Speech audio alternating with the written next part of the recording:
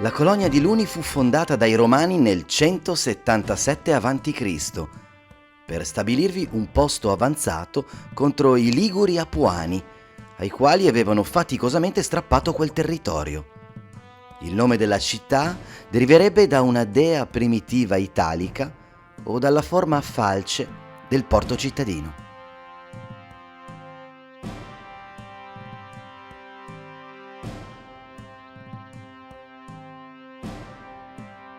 La fondazione di una colonia romana in questa zona indica che il territorio era assai importante dal punto di vista strategico, militare e commerciale.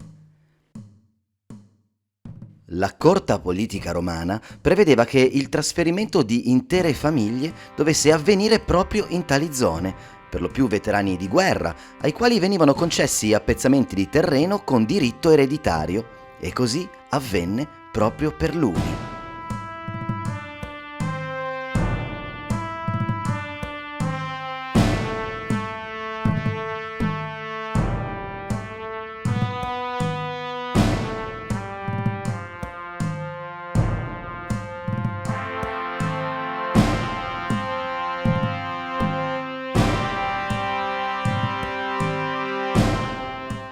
I Liguri, tuttavia, non si rassegnarono alla perdita di un territorio così importante e continuarono a combattere finché furono definitivamente sconfitti nel 154 a.C. dal console Claudio Marcello.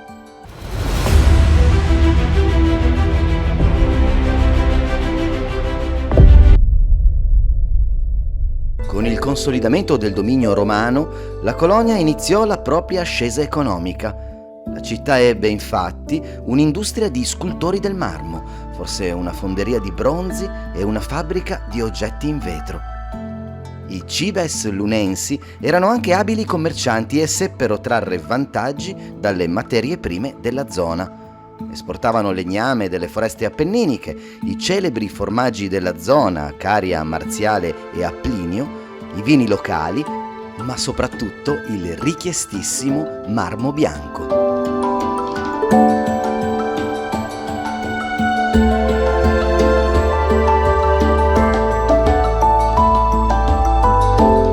All'epoca di Augusto, la città conobbe un ulteriore periodo di ascesa e di splendore, mentre in età Giulio-Claudia raggiunse un notevole sviluppo monumentale. Rutilio Namaziano, nell'anno 416, ne ammirava ancora dal mare le bianche mura e cantava di una terra ricca di marmi che sfidavano il candore dei gigli e le bianche nevi. Certamente era ancora fiorente nel V secolo se, nell'ordinamento delle diocesi, venne prescelta come sede vescovile.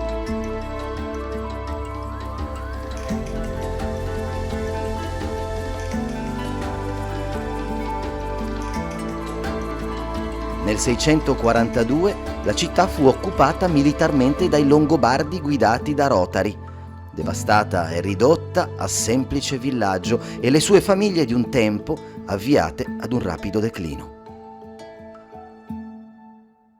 L'avvento dei Franchi determinò una nuova crisi nella città che in seguito non fu in grado di evitare un terribile saccheggio da parte dei pirati saraceni e, pochi anni più tardi, nell'860, il famoso assalto dei Normanni che segnò la fine dello splendore alto medievale di questa città portò a un progressivo implaudamento della zona, il conseguente diffondersi della malaria, l'abbandono delle abitazioni, oltre che la necessità difensiva che fece il resto. Nel 1201, infatti, la sede vescovile venne trasferita a Sarzana e Luni perse l'ultimo e il più importante carattere della sua condizione di città.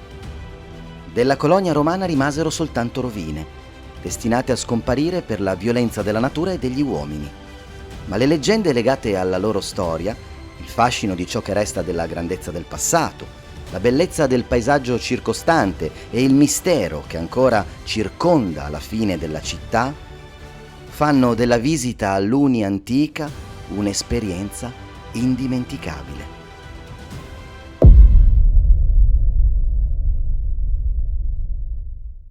Una leggenda narra che Luni, la città di marmo, fu scambiata per Roma dai barbari del nord. Ancora oggi, nelle nebbiose e umide foreste scandinave, proprio come ai tempi antichi, i bambini odono parlare di una meravigliosa città, tutta di marmo bianco, splendente di sole e profumata di fiori.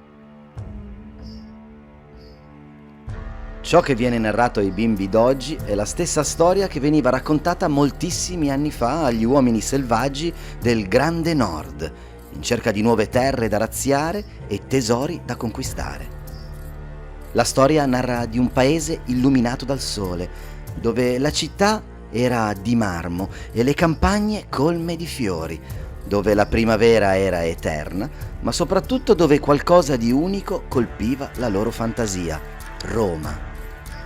Roma per loro era sole, luce, ricchezza, potenza, e nei loro sogni la desideravano. Un giorno Hastings, il feroce vichingo, radunò un esercito con la promessa di conquistare proprio Roma. Dopo mesi di navigazione, la flotta normanna raggiunse le rive del Mar Tirreno e d'improvviso comparve Roma in una luce accecante di un giorno di sole, dove i marmi e le torri luccicavano. Le stesse mura erano di marmo e solo la città eterna poteva permettersi un lusso del genere. Non c'erano dubbi, quella città non poteva che essere proprio il capo del mondo, Roma. Dunque, dall'urlo di conquista, i barbari si lanciarono verso la città con violenza e determinazione, ma ad ogni tentativo di assalto venivano respinti, fino a capacitarsi del fatto che con la forza non avrebbero ottenuto alcun risultato, in quanto la forza militare della città era troppo grande. Fu così che Hastings studiò un piano e inviò un messaggero che, con fare di sottomissione, disse: «Il mio capo è rimasto gravemente ferito durante gli scontri ed è vicino alla morte. Prima di lasciare definitivamente questa terra, convinto della purezza della vostra fede, vi chiede una grazia. Vorrebbe ricevere il battesimo per morire cristiano.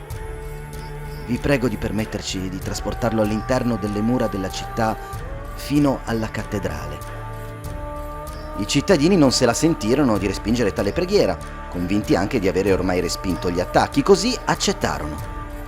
4 soldati salirono lentamente con una barella rudimentale su cui era disteso il loro capo, dietro di loro una processione di guerrieri addolorati e stanchi. Giunti sulla piazza della cattedrale, appoggiarono la barella in terra per prendere fiato, ma nello stesso istante Hastings si levò fulmineo dal giaciglio con l'arma sguainata, iniziando una vera e propria strage tra la folla presa alla sprovvista.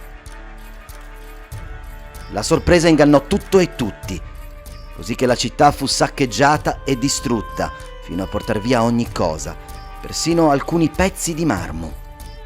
Alla fine dell'assedio, trovato con l'inganno, i vichinghi si ritirarono convinti di aver conquistato la grande e immensa Roma, ma si sbagliarono di grosso.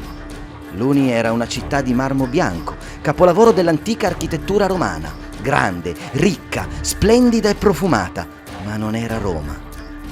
Oggi, di quell'antico splendore poco a sud di La Spezia, non rimangono che poche rovine. Tuttora nei freddi paesi del nord viene raccontata ai più piccoli con frequenza la storia di Luni. Una storia che assomiglia a una leggenda, un racconto che riporta alla grande potenza di Roma, agli assedi dei barbari e alle tante avventure che si consumarono sulle coste dei nostri mari. Ma soprattutto una storia che riporta alla Liguria, proprio ai mari di Liguria, poco a sud di La Spezia.